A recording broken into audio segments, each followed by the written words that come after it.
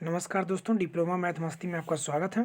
दोस्तों आज हम लोग चैप्टर नंबर 4 पढ़ेंगे। चैप्टर नंबर जो है 4 है आपका, वो सारडिक है। ठीक है, तो सारडिक एग्जाम के पॉइंट ऑफ व्यू से बहुत इंपॉर्टेंट है। ठीक है, डिटर्मिनेंट का आज हम पूरा कॉन्सेप्ट पढ़ेंगे और मोस्ट इंपॉर्टेंट जो क्वेश्चन है, जो एग्जाम में आने की जिसकी पॉसिबिलिटी है, जो सिद्ध करने के लिए आता है जो क्वेश्चन, उसको उस टाइप के क्वेश्चन को सॉल्व करें। ठीक है, तो ये जो सेशन होने वाला है, ये आपके लिए बहुत इंपॉर्टेंट होने वाला है। ठीक है, देखिए मोस्ट इंपॉर्टेंट जो भी क्वेश्चन आता है कि सिद्ध करने के लिए देता है। ठीक है, प्रॉपर्टी पे बेस्ड जो साड़ी के प्रॉपर्टी होते हैं उस पर बेस्ड जो मोस्ट इंपॉर्टेंट क्वेश्चन एग्जाम में आने की जिसकी क्या है आपकी जिसकी आशा है, यानी एक्सपेक्टेशन है जिसकी एग्जाम में आने को, उसको सॉल्व करवाएंगे। ठीक है, और बताएंगे भी कि कैसे सॉल्व हो रहा है। ठीक है, तो वीडियो को थोड़ा भी मिस मत कीजिए और थोड़ा भी स्किप मत कीजिए। ठीक है, और इस अगर एग्जाम में क्वेश्चन आने की वेटेज की बात करें, अगर इसकी साढ़े से क्वेश्चन आने के 5 नंबर का, तो एक क्वेश्चन फिक्स रहता है सिद्ध करने के लिए, यानी 5 से 10 नंबर इससे साढ़े से आपसे मिलने वाला है। ठीक है, 5 से 1 से 2 क्वेश्चन आपको मिलेगा। एक तो विस्तार करने के लिए मिलेगा साढ़े का, दूसरा आपको क्या मिलेगा प्रूव करने के लिए, या तो क्रेमर वाला मिलेगा। ठीक है, क्रेमर नियम से XYZ का मान याद करने के लिए। तो बहुत इंपॉर्टेंट होने वाला है सेशन, तो वीडियो को थोड़ा भी इसकी मत कीजिएगा। अगर आप लोगों ने इसके पहले तक समांतर श्रेणी, गुणोत्तर श्रेणी और बाइनोमियल का अगर वीडियो अगर आप लोग नहीं देखे हैं मैराथन वाला, तो लिंक मैं इसी वीडियो के डिस्क्रिप्शन में दे दूंगा, वहाँ से जाकर देख लीजिए। ठीक है, तो चलिए हम डिटर्मिनेंट स्टार्ट करते हैं। डिटर्मिनेंट स्टार्ट करने से पहले कुछ बातें जान लेते हैं, उसके बाद हम लोग अपना स्टार्ट करते हैं। ठीक है, मोस्ट इंपॉर्टेंट एक्सपेक्टेड क्वेश्चन, तो एक बार हम रिवीजन करवा देते हैं कि कैसे डिटर्मिनेंट। जैसे मान लीजिए डिटर्मिनेंट क्या होता है साड़िक, तो जैसे मान लीजिए एक क्या है साड़ी का सिंबल है, और यहाँ ए है, यहाँ बी है। ठीक है, और यहाँ क्या है ये A1 है, ये B1 है, और यह क्या है A2 है, ये B2 है। ठीक है, इसका वैल्यू कैसे निकालेंगे, तो इसका क्या है तिर्यक गुणा करते हैं, यानी हो जाएगा आपका A1 इंटू A2 और माइनस हो जाएगा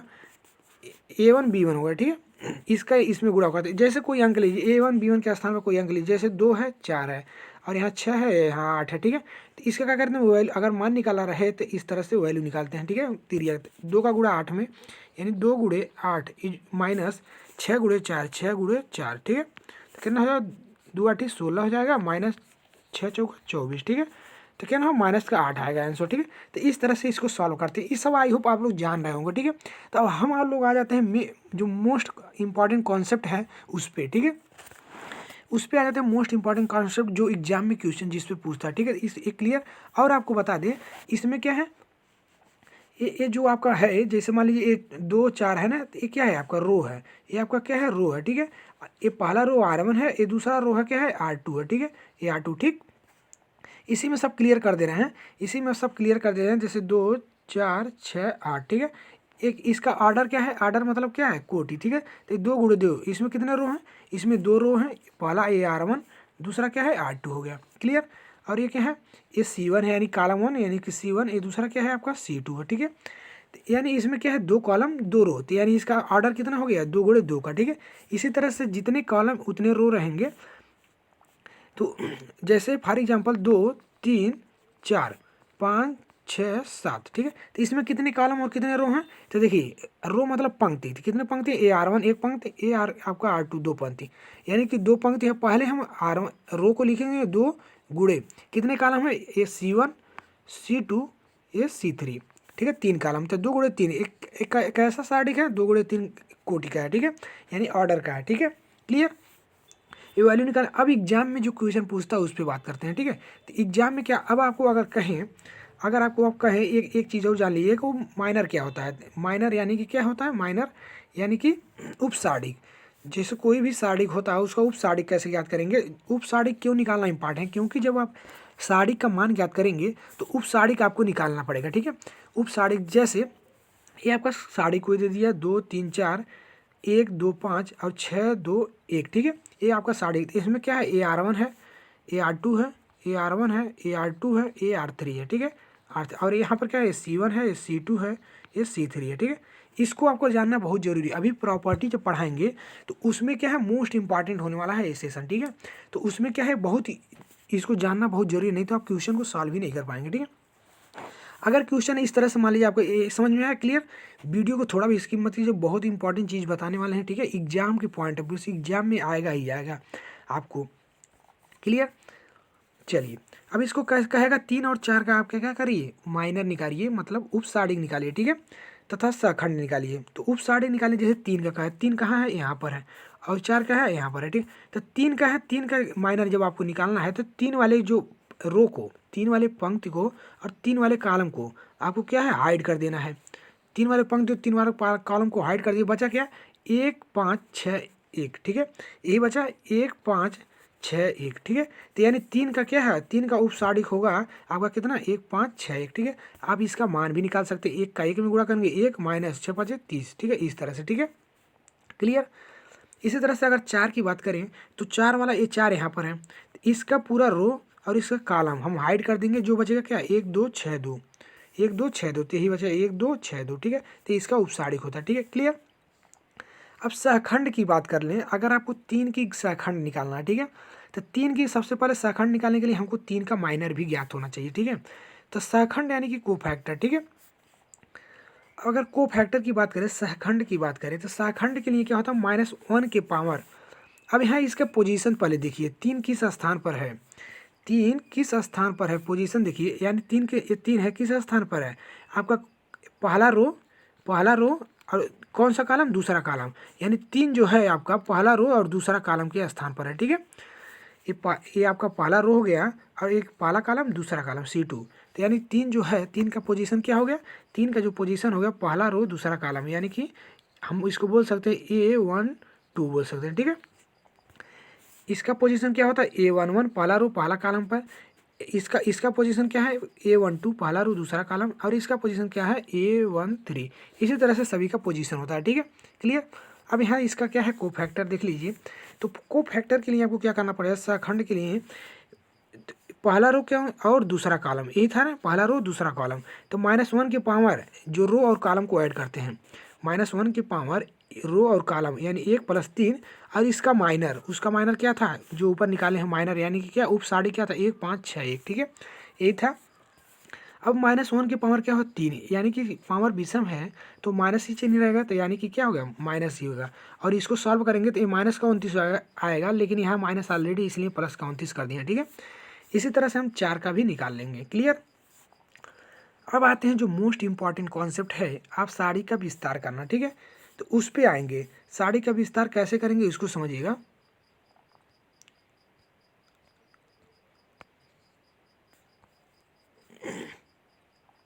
चलिए यहाँ तब आते हैं आप साड़ी का विस्तार करने के लिए। तो साड़ी का विस्तार कैसे होगा उसको समझिए। जैसे आपका ये साड़ी दे दिया 0 2 6 सॉरी 7 1 3 0 2 0 5, ठीक है। अब इसको क्वेश्चन में बोलेगा कि इसका विस्तार करिए, ठीक है, इसका विस्तार करिए। तो विस्तार कैसे करेंगे आप, विस्तार करने के लिए आपको क्या करना पड़ेगा, इसको यहाँ सबसे पहले देखेंगे 0 किस में है, तो 0 में एक क्या है, यहाँ पहचान करिए पहले। यहाँ पर आपको क्या मिलने वाला है, यहाँ से आपको ये R1 है, ये R2 है, और ये क्या है, R3 है, क्लियर। ये C1 है, ये C2 है, ये C3 है, क्लियर। और हम जब भी हम विस्तार करते हैं तो क्या करते हैं, सबसे पहले हम देखते हैं किस में 0 है, ठीक है, 0 वाले को पद से ही विस्तार करते हैं, तो ठीक है। तो यहाँ पर 0 पहले में A11 के पोजीशन पर 0 मिल जा रहा है, तो हम 0 से ही विस्तार कर देंगे ना, ठीक है। तो 0 रखेंगे, और 0 का क्या है, उपसाड़िक, अभी बताया ना उपसाड़िक निकाले, तो 0 का उपसाड़िक क्या होगा, 3 0 0 5 3 0 0 5, क्लियर। इसी तरह से अब यहाँ पर देखिए एक इसका कोड क्या है, इसका कोड जो है आपका ऑर्डर क्या है, 3 रो है 3 कॉलम, तो यानी 3 × 3 का है, ठीक है, 3 × 3 का है, क्लियर। अब यहाँ पर क्या 3 × 3 में आपको क्या होता है, पहला प्लस होता है, दूसरा माइनस, फिर प्लस, फिर माइनस, फिर प्लस, फिर माइनस, फिर प्लस माइनस प्लस, ठीक है, ये होता है। तो 2 है तो 2 का -2 कर दिए, ठीक है, 2 है तो -2 कर दिए, और इसका माइनस का जो 2 किए, 2 का क्या उपसाड़ी क्या होगा, ये वाला कट जाएगा और ये वाला कट जाएगा, ये 1 0 2 5 1 0 2 5। इसी तरह से 7 आएगा, 7 का उपसाड़ी क्या होगा, प्लस होगा, तो प्लस का 7, इसका उपसाड़ी 1 3 2 0, क्लियर। अब इसका क्या करेंगे, विस्तार कर देंगे, ठीक है। अब इसका विस्तार कर दीजिए आप, तो यानी ये जीरो में देखिए किसी भी संख्या से गुणा करते तो इसका टोटल का वैल्यू 0 हो गया, -2 है, -2 लिख दिए। अब इसको इस साड़ी को तोड़िए, इसका मान के 5 एकम 5 और 5 0 है 0, 5 - 0 प्लस, क्लियर, +7 है, +7 लिखिए ब्रैकेट में, एक जीरो है, जीरो होगा आपका, और 2 3 6 होगा, ठीक है। यानी ये जीरो होगा और कितना होगा आपको, कितना होगा देखिए 3, इसका तो इसमें गुणा कर दिए, कितना हो गया आपका यहाँ पर देखिए, ये तो टोटल जीरो हो गया, 5 एकम 5 माइनस जीरो हो गया, तो जीरो कम जीरो माइनस कितना हो जाएगा, 2 3 6 माइनस का 6, ठीक है, क्लियर। तो जीरो और माइनस 6, तो यहाँ पर जीरो हो गया, और 5 दूना कितना हो जाएगा 10, माइनस का 10 हो जाएगा, और यहाँ क्या है 7, 7 गुणे माइनस का 6, तो यानी माइनस का 42, तो माइनस का 42 लिख दिया, क्लियर। और क्या है -10 और -42 यानी माइनस का 52 आएगा, ठीक है। तो आंसर आपका क्या होगा, माइनस का 52, ठीक है, क्लियर। चलिए, तो ये आपका आंसर आ जाएगा, क्लियर। अगर और आगे हम अगर देखें, जस्ट 1 मिनट, चलिए, तो यहाँ से ये तो आपको साड़ी का मान निकालने आ गया, ठीक है। यहाँ से आपको साड़ी का मान निकालने मिल गया, ठीक है। अब यहाँ पे क्या करेंगे, अब इसको समझिएगा, यहाँ माइनस का 52 आंसर आ गया, ठीक है। अब जो प्रॉपर्टी है मोस्ट इंपॉर्टेंट है, प्रॉपर्टी को पढ़ेंगे तो बहुत ही जरूरी है, ठीक है, प्रॉपर्टी। तो उसको क्या कैसे सॉल्व होगा, जैसे एक क्वेश्चन और ले लीजिए, साड़ी कोई दे दिया, जैसे कोई एक साड़ी और दे दिया, बोलेगा इसका वैल्यू बताइए, तो इसका वैल्यू कैसे निकालेंगे, इसको क्लियर करिए। ये आपका R1, ये R2 और ये क्या है R3, क्लियर। ये C1 C2 C3, ठीक है। तो आप किसी भी क्या रो और किसी भी कॉलम से विस्तार कर सकते हैं, ठीक है। तो सुविधा के लिए आपको जो भी आसानी रहेगा, जैसे अगर जीरो यहाँ देखने को मिल जाएगा तो यहाँ से भी विस्तार कर सकते हैं, ठीक है। बस आपको चिन्ह याद रखना, सिर्फ पहला प्लस, दूसरा माइनस, फिर प्लस माइनस प्लस माइनस, यहाँ प्लस माइनस प्लस, ठीक है। यहाँ से आप विस्तार कर रहे हैं तो प्लस को लेंगे, ठीक है, फिर माइनस लेंगे, फिर प्लस लेंगे, क्लियर। यहाँ से अगर करना है आपको तो पहले माइनस लेंगे, फिर प्लस, फिर माइनस, क्लियर, इस तरह से। तो इसको जैसे इसे साड़ी का वैल्यू निकालना है, तो इसको इसका वैल्यू निकालिए। इसका वैल्यू कैसे निकलेगा, तो इसका वैल्यू निकालेंगे, ये साड़ी दे दिया, क्वेश्चन में डायरेक्ट पूछता है 2 नंबर में, ठीक है, 2 नंबर डायरेक्ट पूछता है कि साड़ी का मान ज्ञात कीजिए, ठीक है। तो आपको R1 से विस्तार करने पर, तो यहाँ पर लिख दीजिएगा R1 से विस्तार करने पर, ठीक है, क्लियर। R1 को 2 प्लस है माइनस प्लस, तो प्लस का 2, अब इसका उपसाड़ी क्या होगा, देखिए इसको हाइड करेंगे यानी छिपाएंगे, तो क्या बचेगा 1 2 माइनस 1 5, क्लियर। यहाँ पर क्या है, यहाँ पर ऑलरेडी -1 है, तो चूंकि माइनस साइन भी ले रहे हैं तो प्लस का हो गया, और इसका क्या होगा उपसाड़ी क्या होगा, इसका जो उपसाड़ी, इसको बंद करेंगे, इसको तोपेंगे, तो क्या 4 2 1 5 होगा, 4 2 1 5 होगा, ठीक है। इसी तरह से 3 का लेंगे, तो 3 को तीनों को बंद कर दें, 4 1 1 प्लस का 3, ठीक है, सॉरी माइनस का 1, क्लियर। अब इसका मान ज्ञात कर दीजिए, मान कैसे बताए थे आपको, तो यहाँ पर मान ज्ञात करने के लिए 5 एकम 5 होता है, ठीक है, 5 एकम 5, और माइनस का कितना हो जाता है, माइनस प्लस 2, यानी 5 2 7 हो गया, तो 2 गुणे 7, क्लियर, 2 गुणे 7 हो गया, ठीक है। प्लस है, प्लस का 1 लिखे, और 5 जो का 20 हो जाएगा, 20 माइनस 2 कम 2, माइनस 2 यानी कि 18, तो कितना 1 गुणे 18, क्लियर। इसी तरह से यहाँ पर देखेंगे तो 4 एकम 4 माइनस का 4, यहाँ 4 एकम 4 माइनस का 4 और माइनस का 1 यानी माइनस का 5 गुणे 3, क्लियर। अब इसको देखिए सॉल्व करिए, 2 साथ कितना हो जाएगा, 2 साथ आपका 14, 2 साथ 14 प्लस का 18 और माइनस का 15, क्लियर। तो आपका आंसर 17 आ जाएगा, क्लियर। इसको घटाएंगे तो 17 आ जाएगा, क्लियर, जोड़ेंगे घटाएंगे तो 17 आएगा, क्लियर। अब आते हैं मोस्ट इंपॉर्टेंट, जो आपको कि बहुत ज़रूरी है, ठीक है, तो बहुत ज़रूरी है, मोस्ट इंपॉर्टेंट, ठीक है। ये प्रॉपर्टी आपको समझना, अगर आप प्रॉपर्टी समझ लेते तो डेफिनेटली आपको नंबर अच्छा गेन कर जाएंगे सारडी में, ठीक है। तो आपको क्या है 5 से 10 नंबर आपको जो प्रूव करने के लिए अभी हम क्वेश्चन रखे हैं, जो आपको प्रूव करना है वो क्वेश्चन अभी रखे हैं, ठीक है। तो वीडियो को थोड़ा भी स्किप मत कीजिए, मोस्ट इंपॉर्टेंट भी यहाँ पर आपको दिखा दें, इस प्रॉपर्टी पे बेस्ड क्वेश्चन यहाँ पर रखा गया है, ठीक है। जैसे इसको सिद्ध करने के लिए, तो कैसे सिद्ध करेंगे, अभी कैसे लाएंगे सब बताएंगे, ठीक है। ये 5 नंबर में पूछ लेता है, देखिए प्रीवियस ईयर में पूछा गया अभी है, तो वीडियो को थोड़ा भी स्किप मत कीजिएगा, क्लियर। चलिए, पहला जो आपको प्रॉपर्टी, बिना प्रॉपर्टी का आप सवाल ही नहीं सॉल्व कर सकते। पहला प्रॉपर्टी है आपका, यानी साड़ी का पहला प्रॉपर्टी क्या है, यदि साड़ी की पंक्ति को स्तंभ और स्तंभों की पंक्ति में बदल दिया जाए तो साड़ी का मान अपरिवर्तित रहता है, ठीक है। समझिएगा, बोल रहा है यदि साड़ी की पंक्ति को स्तंभों में और स्तंभों को पंक्ति में बदल दिया जाए, यानी साड़ी का जो पंक्ति है, जैसे ये आपका क्या है, साड़ी क्या है, ये पंक्ति है, इसको बोलते हैं रो, ये आपका क्या है, कॉलम है, यानी इसको बोलते हैं स्तंभ, ठीक है। तो कह रहा है यदि पंक्ति को स्तंभ में बदल दिया जाए, जो A1 जो पंक्ति को क्या कह रहा है स्तंभ में बदल दिया जाए और स्तंभ को पंक्ति में बदल दिया जाए तो साड़ी के मान में कोई परिवर्तन नहीं होता है, क्लियर। जैसे यहाँ पर जो कि जो आपका कोई जो साड़ी दिया है ये आपका क्या है रो, जो R1 दिया है A1 B1 C1, ठीक है। इसको हम बदल सकते हैं स्तंभ में, यानी A1 B1 C1 ये स्तंभ हो गया। देखिए ये R1 था तो ये C1 बना दिए, इसको मान में कोई चेंजिंग नहीं होगा। आप अभी आपको जब हम प्रॉपर्टी को पढ़ाएंगे, अभी हम जब आपको पढ़ाएंगे प्रॉपर्टी तो आपको क्या है जो क्वेश्चन आया है तब आपको इसमें समझ में आएगा, ठीक है। बस अभी अकेले इतना समझिए, क्लियर। दूसरा क्या है आपका, दूसरा क्या है प्रॉपर्टी, दूसरा मोस्ट इंपॉर्टेंट सभी प्रॉपर्टी जो है इसका उपयोग भी होगा। यदि साड़ी दो आसन्न पंक्तियों अथवा स्तंभों को परस्पर बदल दिया जाए तो साड़ी का मान वही रहता है परंतु चिन्ह बदल जाता है, ठीक है। यानी कि साड़ी का दो आसन्न पंक्तियां स्तंभों को परस्पर बदल दिया जाए, ठीक है। जैसे R1 जैसे क्या है पहला मान लीजिए साड़ी ये क्या है R1 है, ये अब क्या है R2 है, ठीक है। तो R2 ये क्या है आपस में क्या आसन्न है, मतलब ये एक दूसरे के समीप में है, ठीक है। तो आपस में अगर हम बदल भी दें तब भी मान में कोई चेंजिंग नहीं होती है, ठीक है। कोई पंक्ति हो या स्तंभ हो, क्लियर। तो जैसे अगर यहाँ पर स्तंभ की बात किया मान में कोई चिन्ह बट क्या है चिन्ह जो है ऋणात्मक आ जाएगा। जैसे A1 B1 C1 ये R1 है ना, ये अब यहाँ पर हमको चेंज क्या करना है और ये क्या और यहाँ पर क्या है और यहाँ पर देखिए इसको चेंज किया है यानी C1 को चेंज किया, इसमें C1 को, तो ये C1 है ये C2 है। तो देखिए पहले C2 क्या है B1 वाला है तो B1 वालों को पहले कर दिया है और A1 वालों को बाद में कर दिया, क्लियर। तो ये चिन्ह क्या है माइनस हो जाएगा, क्लियर।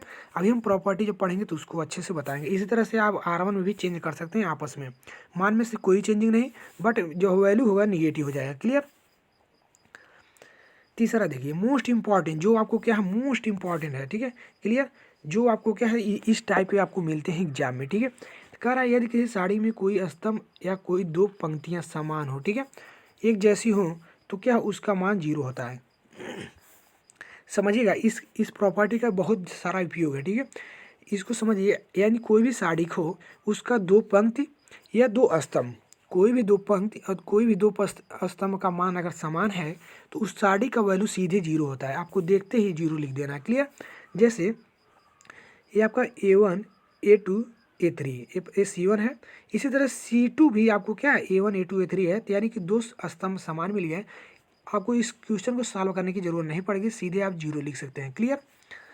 उसी तरह से यहाँ R1 भी R1 है और ये R3 है, दोनों क्या है दोनों को वैल्यू क्या है समान है, इसलिए आपको सॉल्व करने की विस्तार करने की जरूरत नहीं है, सीधे आप 0 लिख सकते हैं, क्लियर। अगला प्रॉपर्टी देखते हैं चौथा, यदि साड़ी की किसी पंक्ति अथवा स्तंभ के सभी अवयव को किसी संख्या से गुणा किया जाए तो साड़ी के मान में उसी संख्या से गुणा होता है, ठीक है। यानी कि देखिए कोई भी अगर साड़ी है कोई भी साड़ी है अगर किसी संख्या से आप गुणा कर रहे हैं, दो से गुणा कर रहे हैं तो वो सिर्फ एक ही रो अथवा कॉलम में क्या होगा गुणा होगा उसका, ठीक है। पूरे में नहीं होगा, सिर्फ एक ही में होगा। जैसे मान लीजिए इसमें m तीनों में m है तो कॉमन अगर ले रहे हैं तो सिर्फ इसी में से m निकलेगा और गुणा भी करेंगे तो सिर्फ एक ही या रो में या एक ही कॉलम में गुणा होगा, क्लियर। जबकि आव्यूह में ऐसा नहीं होता है, क्लियर। अगला जो है आपका पांचवा प्रॉपर्टी, यदि किसी पंक्ति अथवा स्तंभ का प्रत्येक अवयव दो राशियों का योग हो तो साड़ी को उसी क्रम में दो साड़ियों के योग के रूप में प्रदर्शित किया जा सकता है, ठीक है। यानी कह रहा है अगर कोई पंक्ति या स्तंभ हो उसमें क्या हो दो राशियों का योग हो, जैसे इसमें A1 plus P A2 plus Q A3 plus R और B1 B2 B3 C1 C2 C3, ठीक है। तो इसको हम क्या करते हैं तो इसको हम दो साड़ियों में तोड़ सकते हैं, ठीक है। इसको हम दो साड़ियों में तोड़ सकते हैं, जैसे देखिए कैसे तोड़ेंगे A1 B1 C1 A2 यानी कि जो A1 वाला है A1 को अलग रख A1 को पहले लेंगे, पहले A1 को लेंगे फिर इसको लेंगे, ठीक है। इन दोनों को लेकर एक साड़ी बना देंगे, फिर PQR को लेकर एक साड़ी बना देंगे, क्लियर। मान में कोई चेंजिंग नहीं होगी, क्लियर। अभी सभी पर बेस्ड जो क्वेश्चन मोस्ट इंपॉर्टेंट है एग्जाम में आने वाले सब पे बात करेंगे, ठीक है। यहाँ समझिए छठवां, यदि किसी साड़ी की पंक्ति अथवा स्तंभ के सभी अवयव को किसी निश्चित राशि से गुणा करके किसी अन्य पंक्ति या स्तंभ के संगत अवयव में जोड़ या घटा दिया जाए तो साड़ी का मान अपरिवर्तित रहता है, क्लियर। यानी कोई निश्चित आपको क्या है राशि क्या है जोड़ है अगर आपको क्या है, इसको समझिएगा अच्छे से, ठीक है। कह रहा है अभी कोई भी साड़िक होगा तो उसका क्या है, कोई निश्चित मान से अगर कोई भी साड़िक में एक जैसे R1 या R2 में गुणा कर रहे हैं किसी भी संख्या से और उसको जोड़ दे रहे हैं तो मान में कोई परिवर्तन नहीं होगा, ठीक है। और जो मोस्ट इंपॉर्टेंट है आपका, मोस्ट इम्पॉर्टेंट जो आपका प्रॉपर्टी है, यदि किसी साड़ी की किसी पंक्ति या स्तंभ की सभी अवयव जीरो हो तो उसका मान जीरो होता है, ठीक है। इस पे बेस्ड क्वेश्चन आते हैं, कोई भी साड़ी हो या कोई भी स्तंभ हो, ठीक है, उसका क्या है अगर आपका साड़ी कोई भी स्तंभ या क्या है रो, उसका वैल्यू अगर जीरो है, कोई रो हो और या कोई कॉलम हो, अगर उसका वैल्यू जीरो है तो टोटल का वैल्यू जीरो हो जाएगा, ठीक है। सॉल्व करने की जरूरत नहीं। अब आते हैं जो प्रॉपर्टी पे बेस्ड क्वेश्चन है उसको सॉल्व करिए। कैसे सॉल्व करेंगे, यहाँ प्रॉपर्टी अब एक थोड़ा सा बेसिक समझ लीजिए, एक बेसिक समझ लीजिए, उसके बाद इसके हम लोग क्या सिद्ध करेंगे, ठीक है। इसके बाद सिद्ध करेंगे जो क्वेश्चन में आया, जो पेपर में आता है, ठीक है। ये विस्तार करने के लिए भी पेपर का यूज करते हैं, विस्तार करने के लिए भी आपको क्या है साड़ी का यूज करते हैं प्रॉपर्टी का। जैसे जब बड़ा नंबर दे दिया जाएगा जैसे 29 से 26 है तो आप गुणा करते ही रह जाएंगे, ठीक है। तो इसमें हम प्रॉपर्टी लगा देते हैं, ठीक, क्लियर। तो प्रॉपर्टी का यूज यहीं से बढ़ जाता है, ठीक है। तो वीडियो को थोड़ा भी इसकी, और देखिए दोस्त अगर आपको अच्छा लग रहा है वीडियो तो प्लीज़ लाइक कर दीजिए, ठीक है, और अपने दोस्तों में शेयर कर दीजिए। देखिए हम आपके लिए सभी मतलब जितने भी कॉन्सेप्ट बन रहे हैं और जो भी मोस्ट इंपॉर्टेंट सब कुछ करवा रहे हैं, बस आप लोग थोड़ा सपोर्ट कीजिए और कमेंट में ज़रूर बताइए कि वीडियो कैसा लग रहा है, ठीक है, क्योंकि आपके वीडियो मुझे मोटिवेट करता है आपको पढ़ाने के लिए, ठीक है। कमेंट्स जो आपके कमेंट्स होते हैं वही मोटिवेट करते हैं, तो कमेंट्स जरूर किया करिए, ठीक है। और आप लोग सपोर्ट कीजिए, ठीक है, जो भी सब्जेक्ट की डिमांड हो कमेंट करिए, सपोर्ट करिए, ठीक है। आपको बेहतर से बेहतर सुविधा दी जाएगी, ठीक है। देखिए जैसे दे दिया आपको क्या दे दिया यहाँ पर, इसको इस क्वेश्चन को दिया, इस क्वेश्चन को सॉल्व करने जैसे 29 है, 26 है और 22, 25, 31, 27, 65, 54 और 46, ठीक है। इसको अगर आप साड़ी के विस्तार वाले से करते हैं, जैसे मान लीजिए इसका 29 को लिए, 29 के लिए फिर इसका क्या करिए माइनर निकालें, फिर -26 लिए, -26 और इसका माइनर निकालें, और 22 लिए फिर इसका माइनर निकालें, ठीक है। तो बहुत सारा टाइम लग जाएगा, इसलिए हम प्रॉपर्टी यूज कर देते हैं, क्योंकि गुणा करेंगे इसमें, इसका इसमें गुणा करेंगे, इसका इसमें गुणा करेंगे, फिर 25 से गुणा करेंगे, फिर जोड़ेंगे घटाएंगे, तो बहुत कैलकुलेटिव हो जाता है, क्लियर। तो हम प्रॉपर्टी लगा देते हैं ऐसे क्वेश्चनों में, तो जिससे मेरा क्या हो छोटा हो जाता है, ठीक है। अब चलिए प्रॉपर्टी कैसे लगाएंगे ये भी समझ लेते हैं। देखिए ये आपका R1, ये आपका R2, ये आपका क्या है R3, क्लियर। अब ये आपका C1, C2, C3, क्लियर। अब यहाँ पर देखिए या तो आप R1 R2 में कर दीजिए चेंजिंग, या तो C1 C2 में कर दीजिए, ठीक है। तो ये आपका क्या है C1 C2 C3, ठीक है। तो यानी कि जो प्रॉपर्टी लगेगा, यानी कोई भी हम क्या है प्रॉपर्टी में C1 - C2, C1 is going to change, C1 is क्या है C1 चेंज होगा, C1 - C2, क्लियर, समझिएगा इसको। फिर C2 ये प्रॉपर्टी हम किसी में भी लगा सकते हैं, तो C2 चेंज जो होगा C2 - 3 C3, तो मान में देखिए कोई अंतर नहीं होगा, क्योंकि आपस में जो संलग्न भुजा है उसमें से क्या कर रहे हैं इसको घटा रहे हैं, ठीक है। तो मान में कोई चेंजिंग नहीं होगा। तो ये आपका क्या है C1, ये C2, ये C3। तो C1 यानी C1 क्या है यहाँ इस तरह से लिखा हुआ है, तो C1 मतलब चेंज होगा। कैसे चेंज होगा C1 जो चेंज होगा उस C1 में से C2 को घटाएंगे, ठीक है। C1 में से जब C2 को घटाएंगे तो किसके स्थान पर लिखेंगे C1 में, क्योंकि C1 चेंज हो रहा है, क्लियर। चलिए तो यहाँ कर लीजिए इसको, C1 is going to change C1 - C2। तो C1 कितना है आपका 29 और C2 कितना है 26। तो 29 से 26 जाएगा 3, ठीक है। 25 में से 31 जाएगा तो माइनस का कितना हो जाएगा -6, और 63 में से 54 जाएगा तो क्या हो जाएगा 9 हो जाएगा, क्लियर। ये तो होगा C1 चेंज हुआ। C1 कैसे चेंज हुआ, C1 में से C2 को घटाएं, क्लियर। इसी तरह से C2 को चेंज करेंगे, तो C2 is going to change C2 - C3, ठीक है। ये आपका C2 है, ये C3 है। तो अब हम C2 को वैल्यू को चेंज करेंगे, तो C2 कैसे चेंज होगा, C2 में से C3 को घटाएंगे, क्लियर। तो 26 में से 22 जाएगा 4, 31 में से 27 जाएगा तो आपका 4, और 54 में से 46 जाएगा तो आपका 8 जाएगा, ठीक है। अब क्या करेंगे, ये तो दोनों चेंज होगा, C1 C2 चेंज हो चुका। अब इस जो 22, 27, 46 है, ये C3 जो है इसको नोट कर लेंगे, क्लियर। नोट कर लेंगे। अब इसका देखिए अब गुणा करना, अब सॉल्व करना इसका आसान हो गया, ठीक है, इसको सॉल्व करना अब इसका आसान हो गया। तो अब कैसे सॉल्व करेंगे इसको समझिए। अब यहाँ पर देखिए एक काम और अगर कर दें हम, एक काम और कर दें यहाँ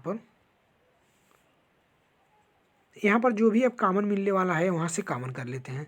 यहाँ से क्या कॉमन मिलने वाला है आपको, आपको क्या कॉमन क्यों ले रहे हैं, कॉमन इसलिए ले रहे हैं क्योंकि मेरा कैलकुलेशन छोटा हो जाए, ठीक है। तो इसमें से देखिए यानी C1 में से आपको 3 कॉमन मिल रहा है, 3 निकाल लिए, यानी 1 - 2 और क्या है बचा 3 3 9, ठीक है। और इसमें से आपको क्या निकालना है, ये इसमें से 4 कॉमन निकाल रहा था, यानी आपका क्या, ये तो अभी यहीं पर लिखे, दोनों एक साथ में आप निकाल सकते हैं। तो देखिए 3 यहाँ हो गया, 3 और गुणे 4, 1 - 2 3, और यहाँ से 1 बचेगा, यहाँ से 1 बचेगा और यहाँ से 2 बचेगा, क्लियर। 22 27 46, क्लियर। अब यहाँ से आप क्या करते हैं, सॉल्व करते हैं, 4 3 12 हो जाएगा। और ये जो साड़िक है अब यहाँ लिखिए और इसको सॉल्व कर दीजिए। तो और भी अगर और छोटा करना चाहते हैं, अगर और छोटा करना चाहते हैं, जीरो बनाना चाहते हैं कोई भी नंबर, तो कोशिश करिए आप जीरो बनाइए, कोशिश करिए आप जीरो बनाइए, ठीक है, जिससे आपका बहुत आसानी हो जाएगा क्वेश्चन को सॉल्व करने के लिए। तो जीरो बनाइए इसको, तो 12 हो गया। अब देखिए C1 - C2, C1 is going to change, फिर जितने बार आपको इच्छा करे आप लगा सकते हैं प्रॉपर्टी। तो C1 is going to C1 - C2, तो एक में से एक जाएगा तो क्या है, जीरो हो जाएगा। -2 और -1 क्या हो जाएगा, माइनस का 3 हो जाएगा, और 3 में से 2 जाएगा 1 हो जाएगा, क्लियर। और 1 1 1 जैसे C2 नोट कर देंगे, C3 भी नोट कर देंगे, क्लियर। अब विस्तार कर देंगे हम R1 से, विस्तार कैसे करेंगे, ये R1 से, तो R1 से विस्तार करने पर, क्लियर, तो R1 से विस्तार करेंगे तो जीरो लेंगे, जीरो का माइनर क्या होगा, क्लियर, 12 है, 12 लिख दिए, ब्रैकेट लगा दिए। अब जीरो से विस्तार करेंगे तो इसका जो क्या है, इसको हाइड करेंगे और इसका गुणा करेंगे, फिर जीरो से गुणा करेंगे तो आपको क्या निकल जाएगा, इसका देखिए 0 और 1 27 2 और 46, ठीक है, ये हुआ। अब कोई भी वैल्यू आएगा जीरो से गुणा करेंगे तो जीरो हो जाएगा, क्लियर। इसी तरह से -1 से, अब यहाँ प्लस है तो यहाँ -1 है, तो -1 और फिर इसका क्या होगा, ये हाइड करेंगे, ये हाइड करेंगे तो 3 हो गया, और यहाँ क्या हो 27 हो गया, 1 हो गया, और यहाँ पर क्या हो गया 46 हो गया, ठीक है, क्लियर। तो इसको आप क्या करेंगे, इसको घटाएंगे, ठीक है, -3, ये -3, और यहाँ पर क्या है 27, -3 27, और क्या है यहाँ पर ये, हाँ 1 और 46, ठीक है। तो इसका गुणा करेंगे, आपस में गुणा करेंगे, ठीक है। तो ये किस तरह से गुणा, जस्ट 1 मिनट देखिएगा, यहाँ पर देखिएगा थोड़ा सा यहाँ से चेंजिंग यहाँ से करना है, ठीक है, थोड़ा सा चेंज यहाँ पर जो क्या है कि आपको क्या है, ये C1 है, C2 C3, तो यहाँ C1 से विस्तार कर दीजिए, ठीक है। आप जैसे C1 से विस्तार करेंगे, ये C1 से, ये C1 हो, C2 C3, R1 से विस्तार नहीं करना है, इसके लिए सॉरी, ठीक है। C1 से विस्तार करेंगे तो और मेरा ईजी हो जाए, कैसे, अब यहाँ पर देखिए कैसे, C1 से जैसे आप विस्तार करते हैं तो आपका क्या है, आपको जीरो है, जीरो लेंगे और क्या हो जाएगा आपका, यहाँ से थोड़ा सा हम आपको साइड से दिखा दें, क्लियर, थोड़ा सा आपको यहाँ दिखाते हैं, अच्छे से अब समझ में आने वाला है आपको।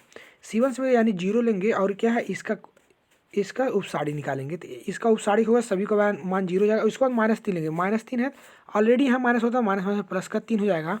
उसके बाद क्या बचेगा आपका, बचेगा वो एक बचेगा आपका, क्या है एक बचेगा, और यहाँ पर क्या बचेगा देखिए, अब इसका उपसाड़ी लेंगे, इसका और ये वाला, तो क्या बचेगा 1 22 2 46, 1 22 2 46 ये बचेगा। फिर हम क्या लेंगे, प्लस का 1 लेंगे, प्लस का 1 का लेंगे तो इसका क्या, ये वाला जाएगा, ये वाला जाएगा, यानी कि 1 22 1 27, 1 22 1 27, क्लियर, इतना बचा। अब यहाँ जीरो का तो टोटल यहाँ जीरो लिखिए, 12 है, टोटल का पूरा 12 लिख दिए, 46 से कम 46, 46 से कम 46 हो जाएगा, और क्या है 2 22 22 दूना क्या है 44, यानी कि 46 - 44 कितना हो जाएगा आपका, 46 - 44 आपका हो जाएगा 2, ठीक है। तो 3 × 2, ये 3 आगे है, 3 × 2 लीजिए, ठीक है। और इसी तरह से 27 से कम 27 में से 22 जाएगा तो आपको कितना हो जाएगा 5 हो जाएगा, ठीक है, 1 × 5, क्लियर। चलिए, तो इस तरह से आपका ये आंसर आ गया, क्लियर। तो 12 गुणे टोटल का 0 + 3 दूना 6 हो जाएगा, 5 एकम 5, 6 5 11, तो 12 × 11 कितना हो जाएगा 132, तो ये आपका फाइनली आंसर है, क्लियर। तो 132 आपका फाइनली आंसर। अब आते हैं जो मोस्ट इंपॉर्टेंट क्वेश्चन है, एग्जाम में हर बार पूछता है, उसको सॉल्व करेंगे, ठीक है। अब यहाँ आता है आपका मोस्ट इंपॉर्टेंट, ठीक है।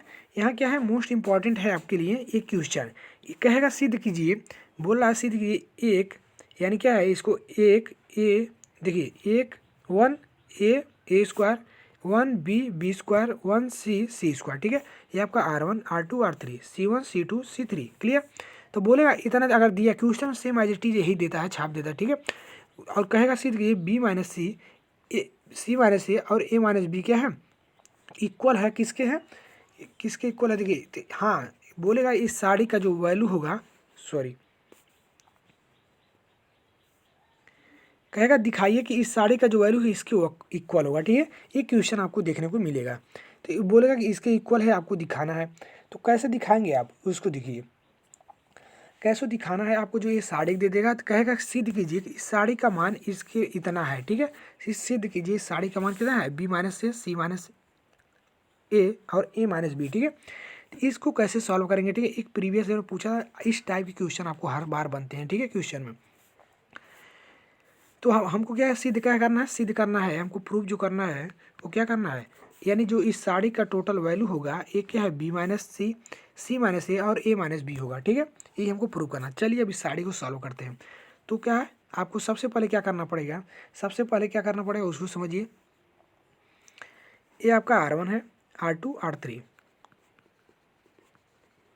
क्लियर। और ये क्या है, C1 है, C2 है और ये क्या है, C3, क्लियर। तो अब हमको प्रॉपर्टी क्या लगाना है, प्रॉपर्टी हमको यहाँ से आपको देखने को मिल रहा है कि मेरा जीरो जीरो आसानी से हो जाएगा। कैसे होगा, ये आपका R1 ये R2, देखिए एक एक सभी दिख रहा है ना। तो यानी R1 में से R1 को चेंज करेंगे, R1 is going to change R2 minus R3 करेंगे तो जीरो हो जाएगा। आपका क्या हो जाएगा, A1 क्या होगा, जीरो हो जाएगा।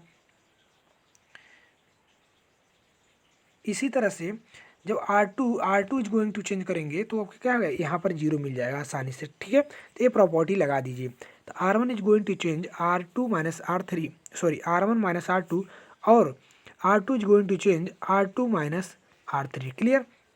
चलिए R1 हम चेंज कर रहे हैं, ये आपका R1 है तो R1 चेंज करिए। R1 is going to change R1 minus R2, एक में से एक जाएगा तो क्या होगा, जीरो हो जाएगा, जीरो मिल गया। ए में से बी जाएगा तो ए माइनस बी मिल गया। और क्या, ए स्क्वायर में से बी स्क्वायर जाएगा तो ए स्क्वायर माइनस बी स्क्वायर होगा, क्लियर। इसी तरह से R2 is going to change करेंगे R2 माइनस R3। तो R2 ए R2 है तो R2 is going to a R2 a R3। तो क्या, एक में से एक जाएगा तो zero, B minus C, B में से सी जाएगा तो बी माइनस सी और B square minus C square, ठीक है। और यह वन सी और सी स्क्वायर इसी तरह से नोट कर देंगे, क्लियर। अब यहाँ देखिए आपको दो जीरो मिल गया, आपको क्या है, दो जीरो मिल गया, ठीक है, दो जीरो मिल गया। तो आपको क्या करना है, C1 से, ये C1 है ना, ये C2 है, C3, तो C1 से विस्तार कर दीजिए। C1 से आप विस्तार करेंगे तो बहुत आसानी से, बट उससे पहले आपको है क्या, कॉमन कुछ मिल रहा है तो उस कॉमन को क्या है, बाहर कर लीजिए, क्लियर। उस कॉमन को बाहर कर, यहाँ से क्या मिले आपको, यहाँ समझिएगा ए स्क्वायर माइनस बी स्क्वायर है ना, ए स्क्वायर माइनस बी स्क्वायर, इसको क्या लिख सकते हैं हम, ए प्लस बी और ए माइनस बी, ए माइनस बी, क्लियर। तो ए प्लस बी और ए माइनस बी लिखिए, और बी स्क्वायर सी स्क्वायर को बी माइनस सी और बी प्लस सी लिख सकते हैं, ठीक है। और नीचे सी स्क्वायर। अब यहाँ पर आप देखिए ये R1 में ए माइनस बी कॉमन मिल रहा है, क्लियर। यहाँ जीरो है, जीरो में भी ए माइनस बी छुपा रहा था, ठीक है, गुणा करेंगे तो जीरो ही मिल जाएगा। तो R1 में से ए माइनस बी और R2 में क्या मिल रहा है कॉमन, बी माइनस सी, तो R2 में से बी माइनस सी कॉमन कर लेंगे, क्लियर। चलिए कॉमन कर लीजिए। तो ए माइनस बी और क्या है, ए तो R1 में से ए माइनस बी निकल गया और R2 में से बी माइनस सी निकल गया, क्लियर। तो बचा क्या, zero zero zero zero one बच गया, और यहाँ ए माइनस बी निकल गया तो वन बचा, बी माइनस सी निकल गया तो वन बचा, और सी बचा है सी, क्लियर। अब यहाँ से देखिए ए माइनस बी निकल गया है, यहाँ बी माइनस सी निकल, तो ए प्लस बी और बी प्लस सी, और नीचे क्या बचा, सी स्क्वायर बचा, ठीक है। अब आप विस्तार कर दीजिए।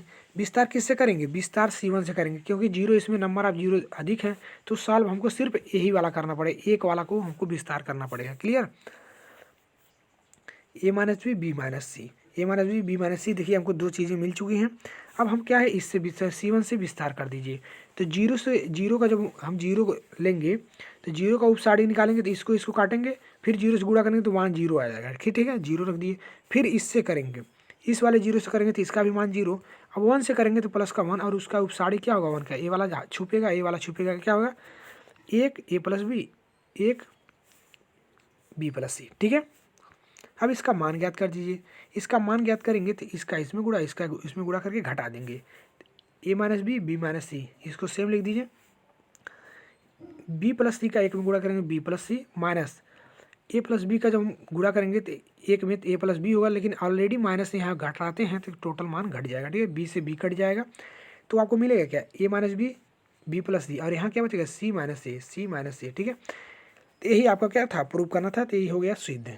ए माइनस बी माइनस सी और सी माइनस ए हो गया आपका प्रूव्ड। ठीक है, ये हो गया आपका आंसर, प्रूव्ड यहाँ पर लिख दीजिएगा। क्लियर, तो यही आपको दिखाना था, तो ये आपको दिखा दिया। मोस्ट इंपॉर्टेंट क्वेश्चन है। और अगला बात है मोस्ट इंपॉर्टेंट और मोस्ट इंपॉर्टेंट पे, तो उसका भी वैल्यू आपको क्या करना है, यहाँ से देखिए इसका, इस टाइप के भी क्वेश्चन पूछ लेता है। ठीक है, इस टाइप के भी क्वेश्चन पूछ रहा था। इसका कह रहा है कि हमको जीरो दिखाना है, इसको कह रहा है कि सिद्ध कीजिए कितना इक्वल टू जीरो। तो क्या करना है आपको, यहाँ पर आपको जो है एक्स का शायद मान ज्ञात करना है। ठीक है, तो वो आप यहाँ से रुकिए, देख लेते हैं क्या करना है इस क्वेश्चन। तो इस क्वेश्चन में इसमें शायद आपको क्या है, इसमें इस क्वेश्चन में इस टाइप के क्वेश्चन में आपको एक्स की वैल्यू निकालना होता है। ठीक है, इस टाइप के क्वेश्चन में आपको क्या है, एक्स की वैल्यू निकालना होता है। कैसे निकाल, अभी देखिए क्रेमर विथ से भी एक्स का वैल्यू निकालने का, वो भी मोस्ट इंपॉर्टेंट हर बार क्वेश्चन में पूछता है। ठीक है, तो उस वीडियो को थोड़ा भी स्किप मत कीजिएगा।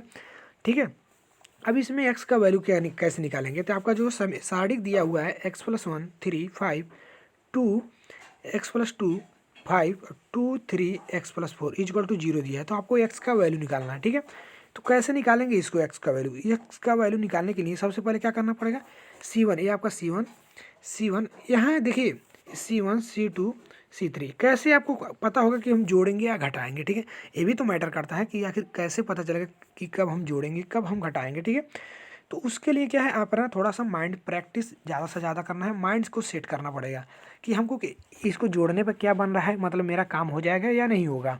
तो यहाँ पर देखिए मेरा काम यहाँ से कैसे होने वाला है, देखेंगे। अगर हम C1 को जोड़ दें, अगर हम क्या है, अगर हम C1 C2 C3 को जोड़ दें तो मेरा क्या हो जाए, टोटल वैल्यू जो C1 का मान है आपका बराबर हो जाने वाला है, इसलिए हम जोड़ रहे हैं। ठीक है, अब यहाँ देखिए कैसे, अगर हम C1 is going to change करें तो C1 plus C2 plus C3 कुछ भी कर सकते हैं, बट आप क्या है, आप आसानी से इसे कुछ भी कर सकते हैं। तो C1 is going to change हो जाएगा C1 plus C2 plus C3। यहाँ देखिए तो क्या है, एक्स प्लस 1 है, एक्स प्लस 1 चेंज हो रहा है, किस में चेंज हो रहा है, तीनों को जोड़े यानी C1 C2 C3 जोड़ रहे हैं, प्लस का 3 प्लस का 5 कितना है, एक्स प्लस कितना हो जाएगा 9 हो जाएगा, तो एक्स प्लस 9 हो जाए। इसी तरह से जब ये वाला जुटेगा तो कितना हो जाएगा, यानी एक्स प्लस 9 ये भी हो जाएगा, और यहाँ 2 3 5 4 9 होते हैं, यानी एक्स प्लस 9 हो गया। ठीक है, तो C1 चेंज हो गया। अब C2 को एज इट इज नोट कर दीजिए, C2 3 एक्स प्लस 2 और 3, C3 को 5 5 और एक्स प्लस 4। ठीक है, अब इसके बाद आगे क्या करेंगे इसको समझिएगा। तो यहाँ से एक्स प्लस 9 तो कॉमन निकल ही जाएगा, तो एक्स प्लस 9 कॉमन निकाल लीजिए, एक्स प्लस 9 कॉमन निकालिए तो बचेगा क्या, 1 1 1 और 3 एक्स प्लस 2 3 और 5 5 और एक्स प्लस 4। ठीक है, अब यहाँ से आपको कुछ समझ में आया है, पहले वाले क्वेश्चन के वाले प्रॉपर्टी लगाएंगे, यहाँ एक एक दिख गया ना। अब जब भी आपको एक एक दिखेगा तो सबसे पहले आपको मेन उद्देश्य क्या होगा, जीरो बनाने के लिए। तो जीरो कैसे बनाएंगे, R1 ये जीरो कैसे बनेगा, ये R1 है, ये R2 है, R3 है। तो R1 is going to change R2 minus R1 is going to change R1 minus R2, और R2 is going to change R2 minus R3। ठीक है, तभी तो जीरो बनेगा, तो हमको जीरो ही बनाना है, उसके बाद आपको आसान हो जाएगा काम। देखिए ठीक है, तो इसको जीरो यानी R1 जब R1 माइनस R2 करेंगे यानी एक में से एक जाएगा तो जीरो। ठीक है, 3 में से x माइनस 2 जाएगा, 3 में से x माइनस 2 जाएगा तो क्या बचेगा आपका, यानी कि 1 माइनस एक्स बचेगा। ठीक है, तो 1 माइनस एक्स लिख दिया, यानी कि माइनस एक्स पहले लिए हैं प्लस का 1। ठीक है, इसी तरह से 5 में से 5 जाएगा तो जीरो हो जाएगा। क्लियर, ये तो हो गया R1 is going to change R1 minus R2। अब R2 is going to change R2 minus R3 करिए, तो R2 ये है, यानी एक में से एक जाएगा तो क्या हो गया, जीरो हो गया। x माइनस 2 में से 3 जाएगा तो x माइनस 1 हो गया, और क्या 5 में से x प्लस 4 जाएगा तो क्या बचेगा, माइनस का x प्लस का 1 बचेगा। ठीक है, क्लियर। और यहाँ पर हो गया जो आपका R3 है 1 3 और x प्लस 4 इक्वल टू क्या हो गया, जीरो हो गया। क्लियर, इतना एज इट इज। अब यहाँ पर विस्तार कर दीजिए, विस्तार किससे करेंगे, विस्तार आप इसी से कर दीजिए, C1 से ही विस्तार कर दीजिए। ठीक है, तो C1 से विस्तार करेंगे तो इन दोनों का वैल्यू का क्या होगा, जीरो हो जाएगा, जीरो से क्योंकि गुणा करेंगे बचेगा जो मेरा विस्तार एक ही वाला बचेगा। ठीक है, तो अब क्या है, x प्लस 9 ऑलरेडी है, x प्लस 9 ऑलरेडी है, यानी x प्लस 9 ऑलरेडी है। और 1 का विस्तार करेंगे तो क्या हो जाएगा, इसको हाइड करेंगे, इसको हाइड करेंगे तो इसका और इसका यही तो बचेगा। यानी कि क्या हो जाएगा, 1 माइनस एक्स, इसका गुणा करेंगे तो 1 माइनस एक्स का होल स्क्वायर हो जाएगा। और यहाँ पर क्या होगा, 0 हो जाएगा। क्लियर। तो यानी x प्लस 9 इसका तोड़ेंगे तो क्या, 1 प्लस एक्स स्क्वायर माइनस का 2x, यही होगा 1 प्लस एक्स स्क्वायर माइनस का 2x। ठीक है, आप इतना कर सकते हैं, नहीं तो इतना ही रहने दीजिए, नहीं तो इतना ही रह दीजिए। ठीक है, तो यहाँ पर आप सिर्फ इतना रहे क्योंकि हमको x की वैल्यू निकालना है। ठीक है, तो इसको विस्तार करने की कोई ज़रूरत नहीं है, आप यहाँ तक ही लिख सकते हैं। ठीक है, तो इसको क्या है, इसका इसमें गुणा किए हैं तो 2 बार गुणा हुआ, इक्वल टू 0 हो गया। क्लियर। x प्लस 9 हो गया और 1 माइनस एक्स हो गया, इक्वल टू 0। एक ठीक इधर पसंद कर दिए, 0 हो जाए। ठीक है, हमको 2 ही वैल्यू निकालना है तो 2 निकल गया। क्लियर। अब एक बार x प्लस 9 इक्वल टू 0 लेंगे तो x का मान माइनस 9 आ जाएगा, और एक बार 1 माइनस एक्स लेंगे इक्वल टू 0 तो x का मान क्या आ जाएगा आपका, x का मान 1 आ जाएगा। ठीक है, ठीक है, तो आपका जो x का वैल्यू क्या निकला है, x का वैल्यू निकला माइनस का 9, और क्या है, x का वैल्यू निकला 1। ठीक है, तो यही आपका आंसर हुआ। ठीक है, आपका जो आंसर आएगा x का 3 आंसर आएगा, क्योंकि यहाँ 1 माइनस एक्स और क्या है, x प्लस 9। ठीक है, तो इससे क्या है, x की वैल्यू 1 निकलेगी, इससे भी x की वैल्यू 1 निकलेगी, और इससे क्या है, x की वैल्यू माइनस का 9 निकलेगी। ठीक है, क्लियर। तो ये आपका x की जो वैल्यू आ गई 1 माइनस 9, ये आपका आंसर। ठीक है, क्लियर। चलिए, और यहाँ पर भी आपका एक सभी क्वेश्चन है, क्वेश्चन को आपको कैसे सॉल्व करना है इसको भी देख लीजिए। ठीक है, टाइम देख लेते हैं। चलिए, इसको भी एक दो क्वेश्चन इसको भी जल्दी जल्दी देख लीजिए। उसके बाद हम क्रेमर नियम पाते हैं। ठीक है, वीडियो थोड़ा बहुत इंपॉर्टेंट होने वाला है। ठीक है, आपका मोस्ट इस टाइप के क्वेश्चन एग्जाम में पूछते हैं तभी लेकर आए हैं। ठीक है, तो कैसे आपको करना है इसको बताते हैं। उसके बाद एक और क्वेश्चन है आपका यहाँ पर, इसमें तो एक्स का मान निकालना है तो आप निकाल ही सकते हैं। और यहाँ का बिना प्रसार किए हुए एक्स का आपको क्या है, इसका मान ज्ञात करना है। तो इसका क्या है, आप इसको पहले देखिए, जैसे ये है एज इट इज वही क्वेश्चन है। ठीक है, तो ये थोड़ा सा इंपॉर्टेंट हो जाता है क्वेश्चन, क्योंकि इसमें क्या है, प्रॉपर्टी लगा हुआ है। कह रहा है 1 1 1 ये देखिए, ये तो क्या है, C1 का 1 1 है। आपको पढ़ना कैसे है इसको, 1 A plus B, 1 B plus C plus A, 1 C A plus B। ठीक है, का मान ज्ञात कीजिए। ठीक है, इसका आपको मान ज्ञात करना है। तो मान ज्ञात करने के लिए सबसे पहले आप 2 तरीका लगा सकते हैं। आप घटा भी सकते हैं, देखिए 1 1 दिख रहा है, 1 1 दिख रहा है तो आप घटा भी सकते हैं, क्योंकि आप घटाने वाला तरीका, 0 बनाने वाला तरीका आप जान चुके हैं। अब जान जाइए दूसरा तरीका। दूसरा तरीका आपको क्या है, जो कोई 2 रो और कोई 2 कॉलम आपको क्या करना है, 0 कर देना है। तो यहाँ से आपको मिलने वाला है, क्या मिलने वाला है उसको समझिएगा। ये आपका सारणिक है, ये आपका क्या है, सारणिक है। ठीक है, ये आपका सारणिक है। इसमें क्या है, 1 1 1 दिख रहा है, 1 1 1 नोट कर लिए। ठीक है, अब C2 को चेंज करेंगे, C2 is going to change C2 plus C3। इन दोनों को जोड़ेंगे तो C2 का स्थान पर लिखेंगे तो A plus b, a b plus c, तो ए प्लस बी, और इसको भी जोड़ेंगे तो ए प्लस बी, और इसको भी जोड़ेंगे तो ए प्लस बी। ठीक है, और C3 क्या हो गया, जो जैसा है उसे नोट कर दिए। क्लियर। अब यहाँ से देखिए, कुछ मिल रहा है आपको, कुछ दिख रहा है, क्या दिख रहा है आपको, ए प्लस बी प्लस सी, ए दिख रहा है। तीनों में कॉमन है, इसको बाहर कर दीजिए। तो C2 से ए प्लस बी प्लस सी कॉमन कर दीजिए, कॉमन कर दिए, ब्रैकेट लगा, 1 का 1 C1 जैसे है तैसे नोट किए। C2 में सभी के स्थान पर एक एक हो गया, और C3 क्या है, बी प्लस सी, सी प्लस ए और ए प्लस बी। ठीक है, ये C3 as it is note हो गया। अब यहाँ पर देखिए प्रॉपर्टी समझिए। अभी इसके पहले बताए थे, कोई भी रो, कोई भी साड़ी की 2 रो और 2 कॉलम का मान अगर समान है तो उस साड़ी का मान सीधे 0 हो जाता है, आपको कुछ नहीं करना है। तो इसका वैल्यू क्या हो गया, सीधे 0, क्योंकि आपका C1 is equal to C2, क्योंकि C1 is equal to C2 है, इसलिए साड़ी का मान 0 है। साड़ी की प्रॉपर्टी से आपको इसको सॉल्व करने की जरूरत ही नहीं है। तो क्या हो गया, ए प्लस बी प्लस सी गुणे इसका मान 0। अब टोटल का मान, अब इसका 0 का किसी भी संख्या में गुणा होता है 0, तो इसका भी मान आपका क्या हो जाएगा, 0 हो जाएगा। ठीक है, क्लियर। चलिए, और ऊपर वाला जो क्वेश्चन था आपका, उसको देखिए, इंपॉर्टेंट क्वेश्चन ये भी है, इसको कैसे सॉल्व करेंगे। ठीक है,